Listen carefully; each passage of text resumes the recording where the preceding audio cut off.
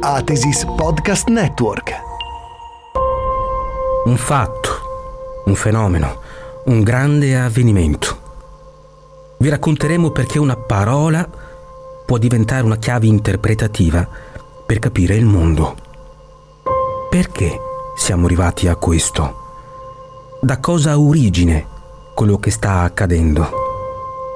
Compiremo un viaggio a ritroso, uno specchietto retrovisore sotto la superficie della grande cronaca, della politica, dell'economia, per dare ai nostri lettori e ascoltatori gli strumenti per non essere solo contabili della realtà, una connessione temporale, per ridarci la consapevolezza del tempo senza aspettare che sia il tempo a dare un senso breve a ciò che accade. Sono Massimo Mamoli, direttore dell'Arena, di Brescia Oggi e direttore editoriale della Gazzetta di Mantova. E questa è Tabula Mundi.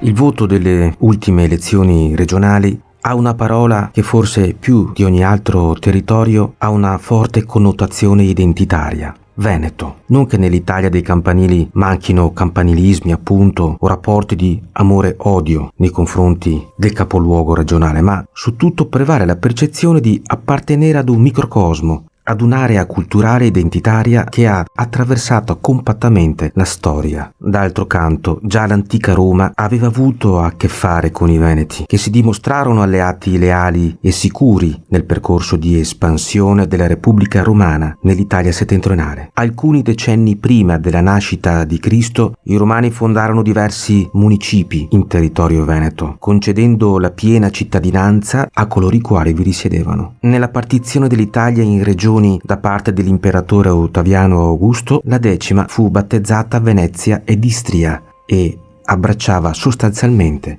l'Alto Adriatico. Leggende e tradizioni del cristianesimo delle origini si intersecano poi nel dar vita al mito fondativo di Venezia, tra riferimenti al passaggio di San Marco Evangelista verso Roma, proveniente da Aquileia, che rappresentava allora la città più importante della regione, e storie di popolazioni in fuga dalle invasioni barbariche. Il 25 marzo del 421 d.C., come data di fondazione della città lagunare, da un lato si collega la consuetudine romana di iniziare l'anno con il mese di marzo, dall'altro è situata in prossimità dell'equinozio di primavera ed infine si ricollega a quella che sarebbe effettivamente la data dell'annunciazione alla Madonna dell'imminente maternità di Gesù, 9 mesi prima di Natale. San Marco, con il suo leone alato, patrono e simbolo della città, ma anche la protezione della Madonna sulla città destinata a diventare il fulcro del Veneto. L'espansione. La Repubblica d'ed oggi avrebbe accettato e imposto atto di dedizione dapprima ai comuni italofoni dell'Adriatico orientale, dall'Istria alla Dalmazia, mantenendo quelle comunità integrate nell'Ecumene Italico, come attestato anche da Dante Alighieri nel De Vulgari Eloquentis e nella Divina Commedia. La dedizione prevedeva in effetti la fedeltà nei confronti di Venezia in cambio del riconoscimento dei propri statuti e del rispetto delle autonomie cittadine, andando a costituire un legame che nel corso dei decenni si sarebbe consolidato. L'epoca delle signorie avrebbe visto affermarsi famiglie come i Della Scala o Scaligeri a Verona e i da Carrara a Padova dopo la fioritura dell'epoca comunale, con le sue istituzioni pure nella pianura veneta, da sempre area fertile e sorgente di ricchezza e prosperità per gli autoctoni. Sarà soprattutto all'inizio del XV secolo che le varie comunità dell'entroterra iniziarono un percorso di dedizione nei confronti della Serenissima Repubblica di Venezia, che avrebbe ben presto distinto i suoi possedimenti in stato da mar e stato da terra, destinati il primo ad erodersi progressivamente di fronte al consolidarsi dell'impero ottomano ed il secondo a robustirsi, tanto che a inizio Cinquecento si estendeva da Bergamo e Brescia fino a Gorizia. L'impressione che Venezia potesse porsi a capo di un percorso di unificazione politica della frammentata penisola italica svanì in seguito alla sconfitta della battaglia di Agnadello nel 1509, subita dalle forze della Lega di Cambrai che si erano coalizzate sul pulso del re di Francia, proprio per por fine all'egemonia veneziana. Il progressivo decadimento di Venezia, che si trovò a fronteggiare la crescente potenza austriaca proiettata verso l'Adriatico, che una volta veniva definito nella sua interezza Golfo di Venezia, mantenne comunque coeso il suo entroterra, dal Garda alla pianura friulana e dalle valli del Cadore fino alla fascia costiera. Questa identità veneta attraversò anche il burrascoso periodo napoleonico, iniziato con l'annessione all'impero tedesco rappresentato dall'Austria e terminato con il congresso di Vienna che, in spregio al principio della restaurazione che prevedeva la ricostituzione degli stati precedenti agli sconvolgimenti arrecati dalla rivoluzione francese, non ripristinò il potere dei dogi, bensì costituì il regno lombardo-veneto afferente all'impero d'Austria. Nel nome dei dogi. Fu nel nome della vecchia Repubblica dei Dogi che nel 1848, nell'imperversare della cosiddetta Primavera dei Popoli, fu cacciato il presidio austriaco dalla laguna e proclamata la Repubblica di San Marco.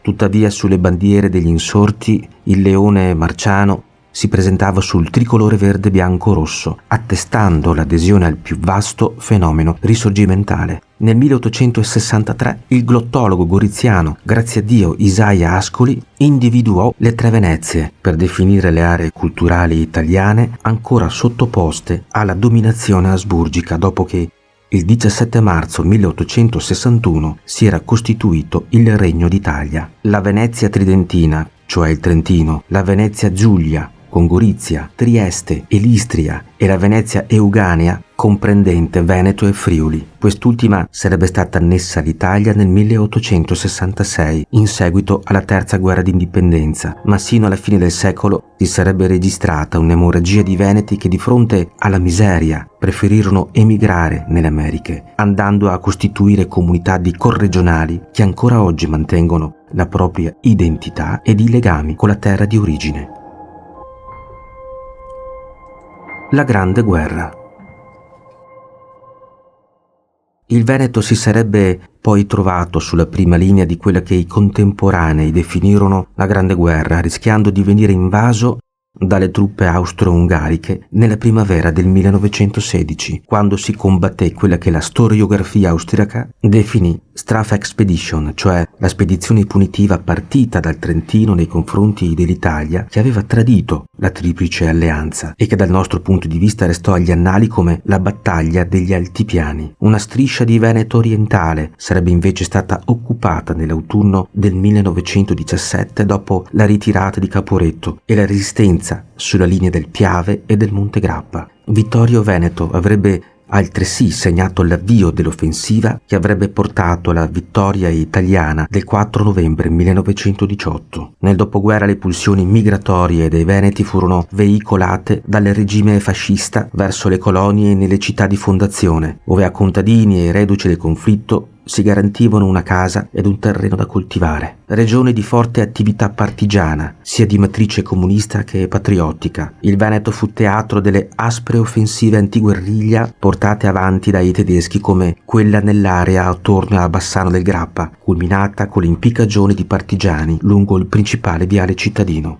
A Verona invece la Repubblica Sociale Italiana visse uno dei suoi miti fondativi, vale a dire il processo nei confronti dei gerarchi che nel Gran Consiglio del fascismo del 24 luglio 1943 portarono alle dimissioni Benito Mussolini, mentre a guerra finita a Schio e a Codevigo si consumarono stragi di ex fascisti e combattenti della RSI. Regione in cui era forte il radicamento del Partito Popolare, il Veneto fu autorevolmente rappresentato nelle istituzioni repubblicane sin dall'Assemblea Costituente e nelle legislature della Prima Repubblica. Più volte ministro ma anche presidente del Consiglio Mariano Rumor Tina Anselmi, prima donna ad essere nominata ministro, Toni Bisaglia negli anni 70, ministro e sottosegretario alla presidenza del Consiglio dei Ministri, che però denunciava spesso lo scarso peso politico del Veneto. Era il periodo in cui al triangolo industriale Milano-Torino-Genova si stava affiancando un nuovo modello produttivo di successo, il capannone, la piccola impresa manifatturiera contro la grande industria ad alta concentrazione di capitali. Verso il mondo. Toscana e Marche, ma soprattutto il Veneto, che si trasformò da terra di emigrazione a polo di sviluppo nazionale. Alcuni di questi stabilimenti hanno fatto talmente tanta fortuna da diventare brand di fama mondiale. Sulla scia di questo modello vincente, il Veneto è diventato soprattutto nell'ultimo trentennio polo di attrazione per migranti, che hanno posto problemi di accoglienza, ma anche esempi virtuosi di integrazione e condivisione della mentalità laboriosa e produttiva del popolo veneto. Nel 1956 le Olimpiadi invernali avevano rilanciato il fascino e l'attrattiva turistica di Cortina da un pezzo, ma tutto il Veneto iniziò a diventare meta del turismo di massa, dai tedeschi sul lago di Garda e sulle spiagge, ai visitatori provenienti da tutto il mondo per ammirare Venezia e le altre città d'arte, alcune delle quali riconosciute patrimonio UNESCO, come Verona, ma anche Vicenza con le ville palladiane e, ovviamente, a Venezia stessa con la sua laguna. Nella fase di transizione dalla prima alla seconda Repubblica, Gianni De Michelis, la Farnesina, cercò di indirizzare la politica estera italiana nei Balcani in trasformazione, seguendo la vocazione adriatica di Venezia, promuovendo forme di cooperazione tra Italia, Austria e Jugoslavia e adoperandosi invano per la stabilità della Jugoslavia avviata all'implosione. Belgrado rappresentava un partner commerciale importante e la morte del dittatore Tito aveva dato adito a prospettive di evoluzione democratica e di avvicinamento alle istituzioni comunitarie europee, come era avvenuto dopo la fine dei regimi in Grecia, Spagna e Portogallo. In questo contesto prevalsero tuttavia le tendenze centrifughe, portando in maniera cruenta all'indipendenza di Slovenia, Croazia, Macedonia, Bosnia-Herzegovina, Montenegro e Kosovo. Lubiana e Zagabria in particolare divennero interlocutori privilegiati di Austria e Germania, ripescando vecchi legami storici e realizzando le prospettive più pessimiste di De Michelis. Nei nuovi assetti dell'Adriatico orientale, il Veneto ha varato la legge Beggiato che ancora oggi, pur con qualche modifica, tutela il patrimonio architettonico e culturale che la Repubblica di Venezia ha lasciato in eredità in Istria e Dalmazia, che oggi appartengono a Slovenia e Croazia. Una regione così importante diventa quindi un punto di riferimento per la politica nazionale, ma rivendica anche forti margini di autonomia, come rappresentato dalla Liga Veneta a far tempo dagli anni '80 e poi sostanzialmente assorbita dalla Lega Nord. Significativa in tempi più recenti è stata la partecipazione al referendum consultivo sull'autonomia promosso dal Consiglio regionale del Veneto nel 2017, in un'epoca di astensionismo crescente e di referendum in cui non si raggiunge il quorum. Il 57% degli elettori si presentò alle urne, esprimendo al 98% la propria adesione all'istanza autonomista portata avanti da Luca Zaia.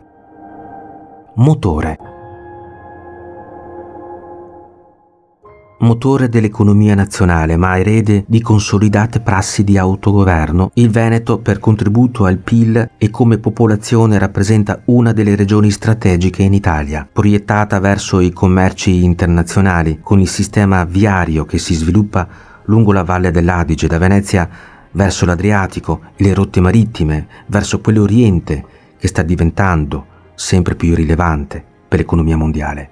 È evidente che non solo la politica ma anche gli analisti hanno quindi seguito con grande interesse la competizione elettorale che si è appena svolta ed ha confermato la tradizione di roccaforte del centrodestra. Il Veneto, una regione d'Europa che guarda al futuro, una terra dalle profonde radici identitarie che sa accogliere ed integrare, un territorio che attende la vetrina delle Olimpiadi invernali Milano-Cortina 2026 per farsi apprezzare ancora una volta sotto gli occhi del mondo.